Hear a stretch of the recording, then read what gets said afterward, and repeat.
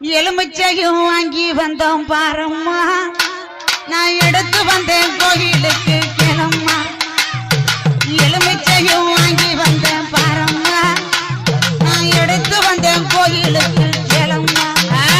நான் கனி மாலை கொண்டு வந்தேன் பாரம்மா என் காளியவ கழுத்தில் சூட வந்தோம் ஆத்தா மடப்புறத்து